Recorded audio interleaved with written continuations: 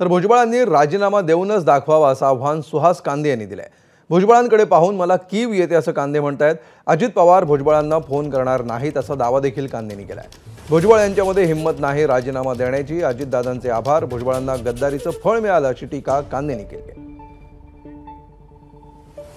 आपल्यासोबत सुहास कांदे आहेत, आपण त्यांच्याशी बातचीत करूया। सर, भुजबळ हे कुठेतरी नाराज दिसत आहेत मंत्रीपद न मिळाल्यामुळे, कुठेतरी निर्णय घेणार असं देखील म्हणतायत। जहां नहीं चैना वहां नहीं रहना असंही बोलतायत।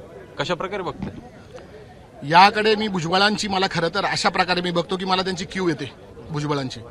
आणि भुजबळ कंप्लीट, मी त्यांना एकदा बोललो होतो की साहेब आपण दिसायला जर सुंदर असतात आपण चांगले ऍक्टर झाला असतात। साहेब दिसायला दुर्दैवाने चांगले नाही म्हणून ते ऍक्टर झाले नाही। परंतु मला एक सांगा की भुजबळांना दिलं म्हणजेच ओबीसीला दिलं का? भुजबळ म्हणजेच ओबीसी का? एका बाजूला मुलाला द्यायचं, एका बाजूला पुतण्याला द्यायचं। आणि भुजबळांच्या विरोधात तक्रार करणारा हा सुहास कांदे। भुजबळात दिंडोरी लोकसभेत काम केलं नाही, नाशिक लोकसभेत काम केलं नाही, याचे पुरावे आम्ही वरिष्ठांना दिलेत। आणि म्हणून भुजबळांना हे मंत्रिपद मिळालं नाही हे असं या ठिकाणी मी आवर्जून सांगतो।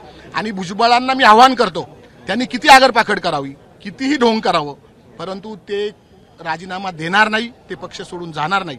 आणि माझं त्यांना आव्हान आहे, खरंच ते जर ओरिजिनल भुजबळ असेल, ते म्हणतात मी भुजबळ त्यांनी मला राजीनामा द्यावा आणि त्यांनी पक्षाचा राजीनामा द्यावा आणि पदाचा राजीनामा द्यावा आणि परत एकदा उभं राहावं। आज कुठेतरी मेळावा घेऊन अंतिम निर्णयापर्यंत येण्याची शक्यता आहे असं त्यांचंही म्हणणं आहे। कशा प्रकारे? मी जात पात धर्मपंथ मानणारा नाही, परंतु जर त्या मेळाव्यात जर तुम्ही गेलात तर एक विशिष्ट जात फक्त त्या मेळाव्यात तुम्हाला दिसेल। विशिष्ट जात, एकच जात। म्हणजे 100 लोक असेल तर 99 लोक अदर कास्ट, एकच कास्ट, आणि एक वेगळी कास्ट असेल, 1% वेगळी कास्ट असेल। म्हणून एकाच समाजाचे लोक त्यांना पाठिंबा देतात, एकाच समाजाचे लोक त्यांना डोक्यावर उचलतात।